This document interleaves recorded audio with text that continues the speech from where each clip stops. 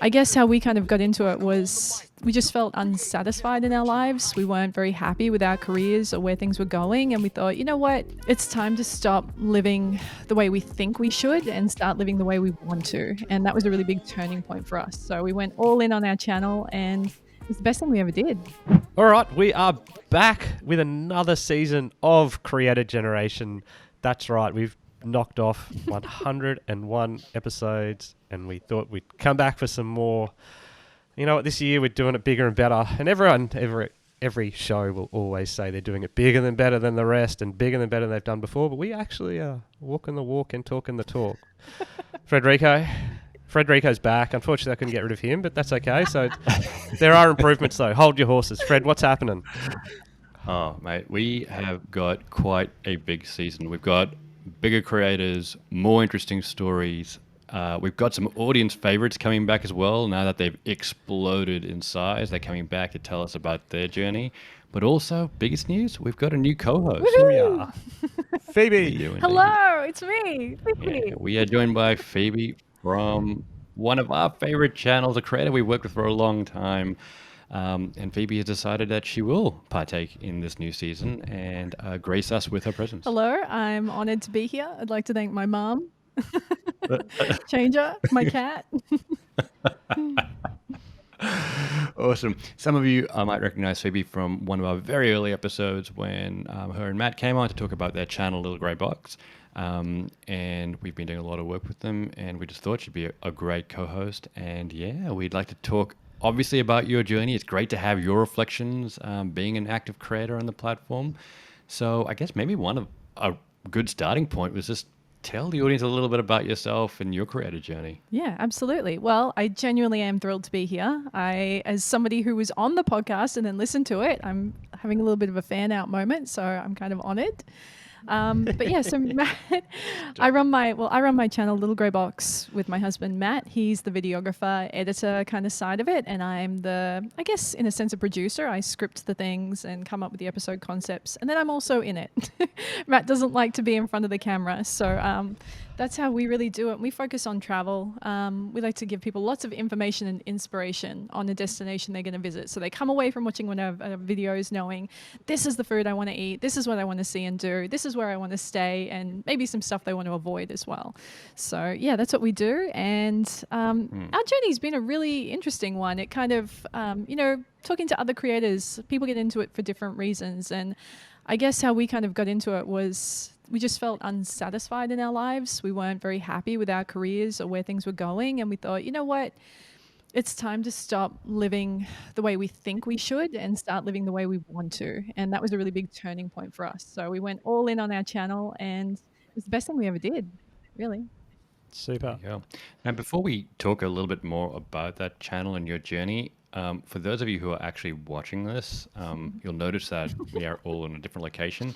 But Phoebe has been talking about her husband, Matt, and if you were to look, you will notice a tasteful nude of him in the background there. But that, look. Do you want to explain maybe your background a little bit so people who are watching this version can understand what's going on? Okay. Well, how do you really describe it? It is, okay, Matt and I are lucky naked to have... man on the wall. That's it. That's all you need to know. Matt in himself, if you met Matt on the street, he would be so quiet and not talk to you. If you actually know Matt, he is like a cartoon. He's one of those people that could be a cartoon. He just is so funny. And our really good friend, Laker, he is an incredible illustrator, and he is an amazing artist. And he did this amazing nude portrait of Matt. His important areas are covered with yellow flowers, and his backdrop is this beautiful yellow backdrop. And Laker did this nude portrait of my husband and gave it to my mum as a 60th birthday present, and she promptly rejected it. She opened it and she was at the restaurant and she just went, "No, I hate it." Now it has pride of place in my house, and I'm obsessed with it. And for those watching, it is in the background behind Phoebe, Yeah. and it is truly, truly magnificent. Yes, it's something that I think a lot of people have asked about in these initial interviews, Yeah. and something that hopefully becomes a staple of the show. It's a conversation piece, really. That Very nice. that and the It is a cat in the conversation basket piece. next to Matt. There is a Yes. basket on my the wall. darling. with Yeah, it- my darling a Peach. sometimes cat in there. Yep. She's our fourth co-host, little Peachy. Very nice.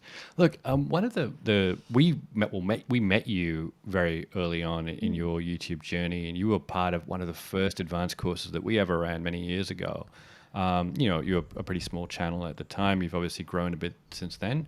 One of the best things I think about, I guess, your journey and your channel is that you've sort of defied YouTube conventions around what success can be. Everyone thinks it has to be, mega subscriber numbers and viewership to build out any value. But you've built a really valuable business around, your YouTube channel and content creation without it being in the, the stratosphere, right? Yeah, absolutely. So I think when I met you guys, maybe we had about 4,000 subscribers, and now we have somewhere around 65,000, and it's what we do full time. It is one of our major sources of income. But I think the thing that's interesting about it, and the thing I didn't expect, was that through doing YouTube, we would develop a set of skills that was considered valuable by clients that we work with. So to give you a bit of context, we create our travel videos. So let's say, we get sent to, California by their tourism board. And they say, we want you to produce a video for your YouTube channel showing what there is to see and do.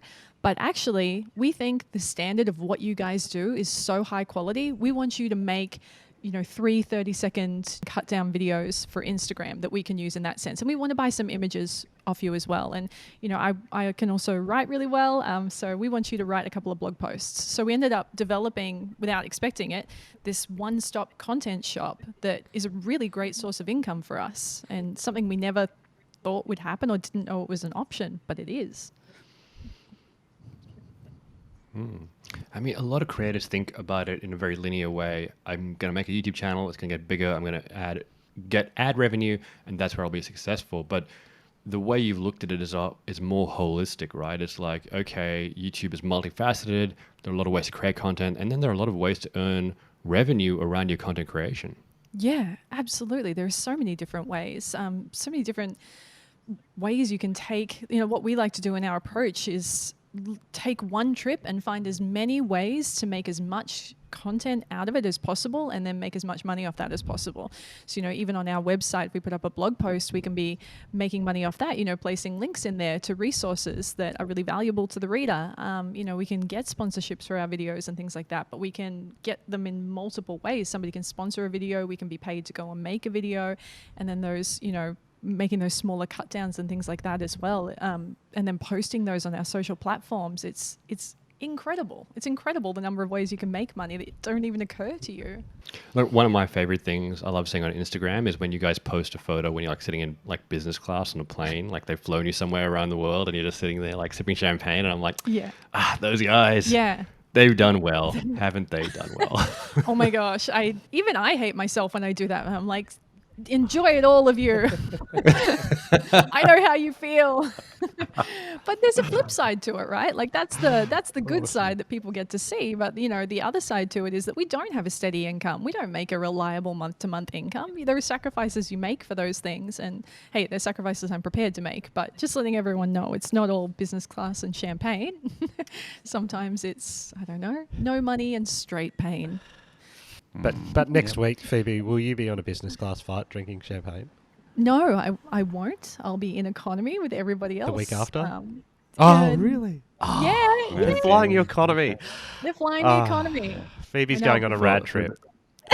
Yeah, so for those of you who don't know, which I presume will be most of you, Phoebe is about to go on a bit of a trip to South Africa? Yes, I'm going to South Africa. I'm working with the tourism board, just in case people are interested in how those things come about. The tourism board approached us, and we are going to be breaking it up into 3 parts. We'll be doing a luxury safari, which sounds so glamorous, and it is. And then we'll be going to Cape Town and Joburg, and I'm really excited. Truly a hard life. Yeah. The hard life of a YouTuber. Well, I'll it's probably a make hard 15 slog. videos in 5 days, but that's, yeah. It's, Yeah. before we just sort of move on, I do want to point out the obvious. It's very obvious, but it is great to have a woman on the podcast as well all the time. I think Yes. that's kind of an important thing to be like. That's another Yeah. reason why we're throwing Phoebe to the wolves of myself and Frederico to hang out Somebody's with gonna us. So keep we're you pretty in stoked to have line. that, perspective. I think it's great. I think, like we're running. I think we can say this, Fred, and if not, we can edit it out. But we're running a women's creative program in Canada.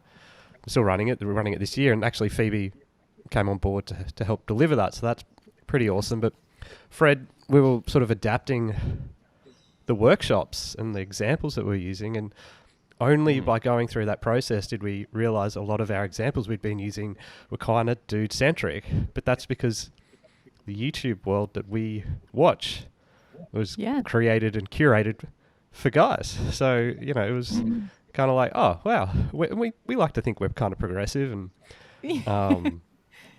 You are. and allies. And it was kind of like, oh, well, we can do more. So, yeah, I think it's Aw. kind of cool. And yeah, Well, so I'm glad I'm to be stoked. here. Very important to have multiple perspectives, so it's great. Plus, Phoebe is an absolutely awesome person and much smarter than Ant and myself, True. so it'll always be good to have. And we've already, we might, and we just want to make sure she sticks around for a couple more episodes. So we'll just heap on the praise before she gets jacked in this. It's working. I feel amazing about myself. Good. Well, look, for this first episode, obviously we wanted to do an introduction, tell you what's happening that's new and exciting, but also we thought we'd cover some of the biggest questions that we get asked about the creator economy. Obviously, the creator economy has exploded in the last year or two.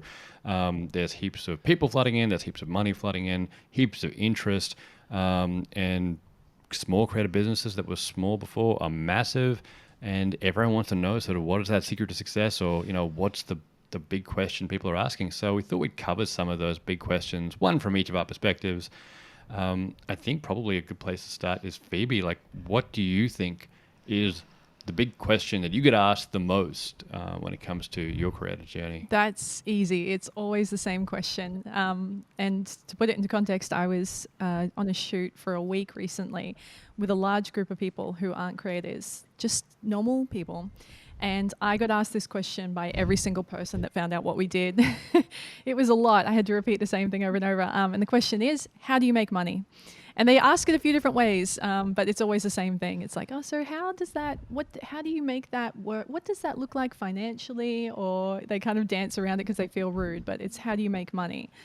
And I guess like part of me when people ask, when I first started to get asked, I would prickle a little bit because it's not something like we as a society ask people. Like, you don't walk up to a lawyer or a doctor in the street and go, oh, you're a doctor, so how much money do you make and how do you, like you don't do that. So it can prickle me a little bit, but I'm used to it now. So the answer, I mean, I kind of shared a little bit of it already, but basically the simple way I like to say it is that we get paid to make content that's either published to our channels or that the client owns and uses in a marketing capacity. So it's like making those long form videos for our platforms if they want access to our audience. But if they want to use us in that marketing capacity, then we create that content for them and then they use it across their platforms. And there are a couple of other little things that we do. We use affiliate programs. It makes sense for us. If you're on our website or you're on our YouTube channel, you've seen a great activity and you want to click through and you want to book that, we get a small percentage of that at no extra cost to the person. We have a little clothing store that we started because people always ask me, where do you get the dresses that you wear in the videos? So that made a lot of sense. We just started the store, our little Grey Box shop, and now people can see the dress I'm wearing and then go and buy it straight off the shop. A lot of work to set that up, but the hard work is done, and now we just get to sit there and tell people where to go. And those are really the major ways we make money. I'm sure there are more that aren't occurring to me right now. But it is one of those things people do still ask, and it just shows that there are still a lot of misconceptions around the creative space, but also how people view it, right? Mm-hmm. When you say a YouTuber, like they'll be like, oh yeah, you just make content in your bedroom. I was, I guess, at thing the other day, and someone was talking about the lack of money on YouTube, and because they didn't understand it at all, and they didn't think it was going to go anywhere because basically these people were just creators sitting in their bedroom making content.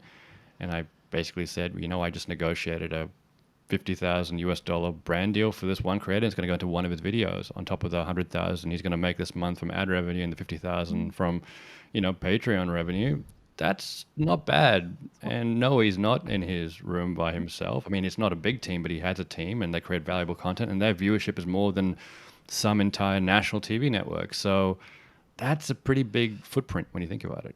Yeah, absolutely. Oh, Phoebe, do you have a dinner party job, or a small talk job? Like, if you don't want to get into that and you're just like, I don't want to go into that tonight. I don't know this person. Like, do you just tell them like, I'm in contract admin? And be like, okay, cool. Like, do you have one? I sort of do. I think it's easy. Sometimes they say, I'm a writer. And that either leaves it there, or they go, who do you write for? And I say, I freelance for CNN and CNBC, which I do. And then that sort of ends it right there. They're like, oh yeah, cool. That's nice. Like, cool. Yep. What do you write about? Travel. That's it. Done. Like, but I think working in that travel space and the concept of being paid to travel, it's appealing to a wide range of people. They're like, how do you get paid to travel? I know that was me, right? That was all I wanted. So I get why it's so intriguing to them. But maybe I should do that. Maybe I should use my old job. In my previous life, I had the worst job in the world. I was an auditor for the government, and it was not very soul inspiring. So maybe I should just bring that back up, and nobody wants to hear about that. People didn't ask you a lot of questions about how that worked? They instantly were terrified I worked for the tax department. Which I didn't. But everyone would be like, oh, you mean the ATO? Are you a tax auditor? Yeah. Actually, is that going to end this conversation? Because that's exactly it. Every YouTuber should have a alternate job to avoid the... I think they shouldn't anymore. I think what people should do is say that that's what they do. Like, they have a YouTube or a YouTube business, and say that. And I think that would add some more credence. So people stop thinking that YouTubers are just these people in their bedrooms making content and not doing particularly well, because they are often incredibly talented people working very, very hard, and some of them are doing very well from this platform. Let's be honest, most YouTubers aren't probably out socializing. They are working the hardest working bunch in the entertainment business, probably. Like, I mean that sincerely. Like, as an industry, they are like generally working. Do you know what? I think you're right. I've been in startups for a really long time, over 20 years, and you see people who work hard, and I honestly can tell you, I don't think I know a harder working group of people than I think YouTubers. Those that are dedicated to it, they are very, very hard working. It's funny that you guys say that, because one of the things I hear a lot after I say what I do, if I tell the truth about it, it depends on the kind of person. It's always the same kind of person that'll say it. There's always a little bit of an eye roll to it, and they go, oh, it must be nice to be on holidays for a living. And I used to just take it, and I would be like, oh, yeah, it's great. I'd make a joke. But now I stick up for myself, because it's actually really dismissive of the amount of work and the amount of sacrifice and the way I've fought to construct my life to have this. This isn't something that just happened for me. I worked really hard, and I built it piece by piece. And there are a lot of decisions I've made about my life. Like Matt and I aren't going to have kids and stuff like that. We don't have any debt. We don't own a house. These are things that people aspire to that we've, opted not to have, so that we can have this kind of freestanding lifestyle. And it's all by choice, and it's all by hard work. So I find it very dismissive, and I've gotten a lot tougher about standing up for myself about it. Love it. All right. Well, I don't have a good segue for that, so I'll just jump right in and go, Fred, what's your what's your big question? Sorry, what's the big question, or the most frequently asked question? I think the question, apart from the money one, I get a lot is like, is there one key trait for top YouTubers? Is there one thing you notice from all the top YouTubers? Like, what is that thing? I was actually at a event the other day, and two people in a row said, if I was to be a top YouTuber, what would be the one thing I should focus on? And it happened like twice in a row, and I'm thinking, that's interesting. So I actually did go away and think about it, and I actually came back with about 7, but there is one that stands out. And so, we talked this week to the Accelerator group we're working with about those 7 traits. I think that's pretty valuable foundationally, but there's one bit that stands out that I think you see often, and that's consistency. This element of being consistent.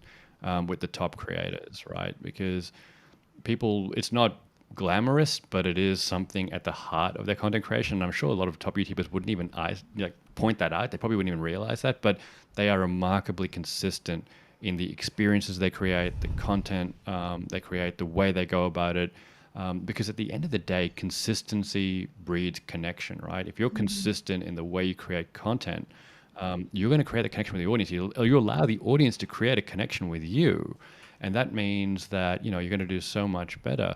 And I don't mean consistent as in repetitive. Like, people will get that confused. Consistent doesn't mean repetitive. You can still surprise and delight and amaze people. It's just about taking a consistent approach to your content creation, because a lot of new creators, I find, the first thing they'll do is they'll get excited by it and they'll try all these different things, and it's great, you're experimenting, but they try so many different things and do so much random stuff in such a random way that without the consistency, they don't know what's worked, and they also can't get the audience to connect with them because they're giving the audience so much different stuff. So that consistency, I feel, is at the heart of it, and it's something that you've got to go look at. Obviously, you've got to do it in balance. You don't, like I said, you don't want to become repetitive, but you do want to have certain consistent elements so that the audiences can create a connection with you. I've never had Fred introduce himself, so I'm curious, we've heard how I have to introduce myself and what I do, but I don't know what you're saying to these people to elicit this question. Actually, you know what? I don't know how I introduce myself. I think I sometimes say I'm a consultant.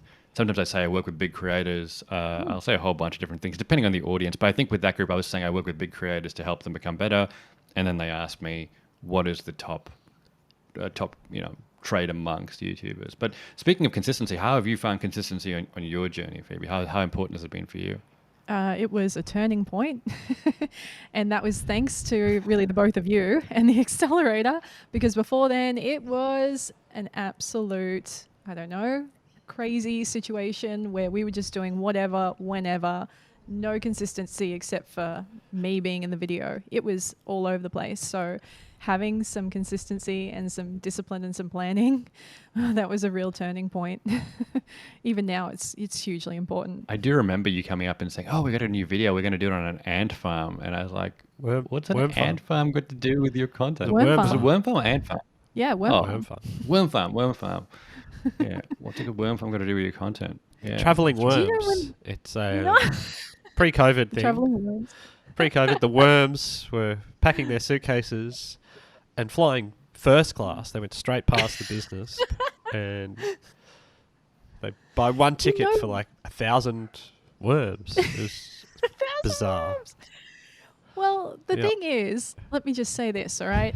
People, when they start their YouTube channels, they put up their worst videos, and most people get to delete them and no one ever knows about it. And you two know about my worst ones, and you get to bring them up, and I have to relive the shame. I'm never getting rid of that worm farm. There you go. It'll always be there in the back of my mind. One of those stories you just always seem to remember.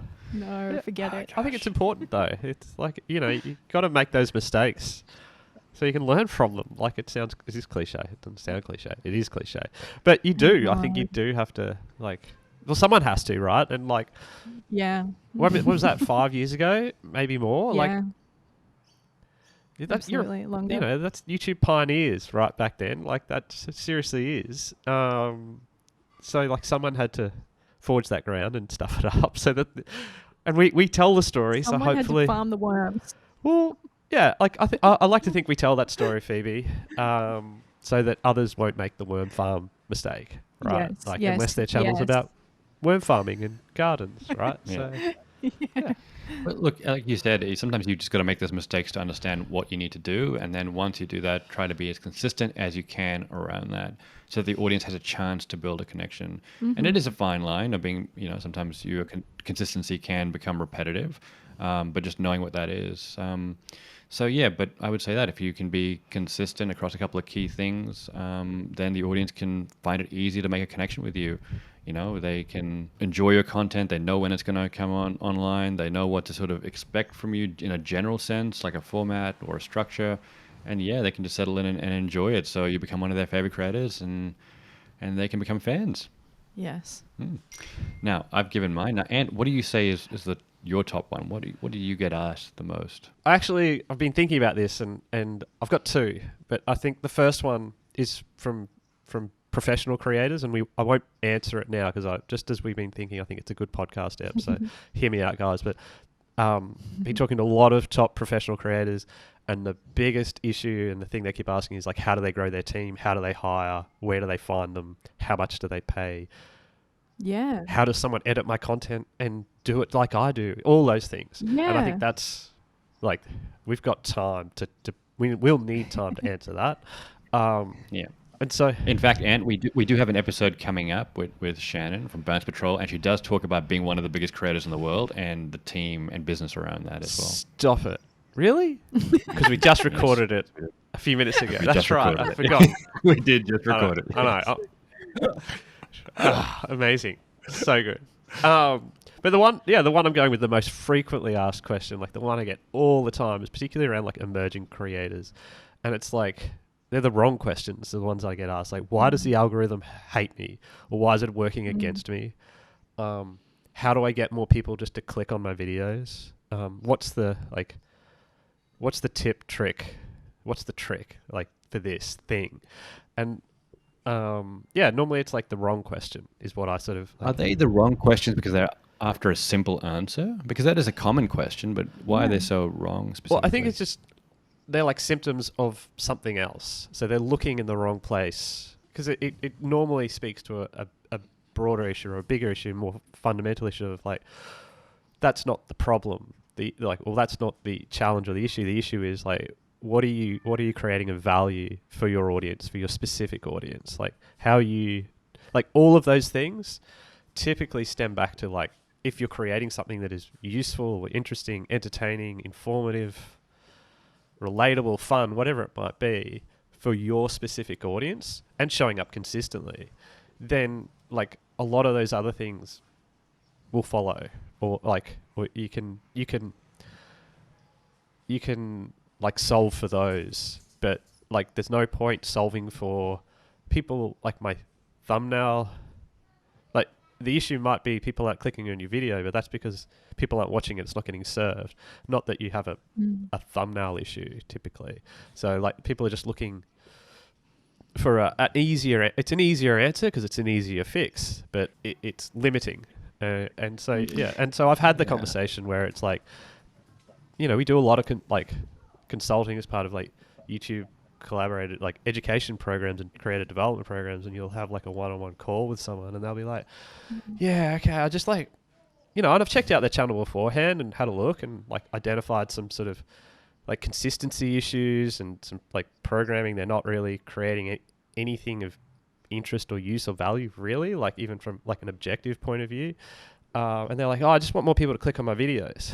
It's like, yeah, well, your thumbnails are all right. It's like actually your video's not really like, it's meandering and it doesn't really do anything and bring anything to anyone.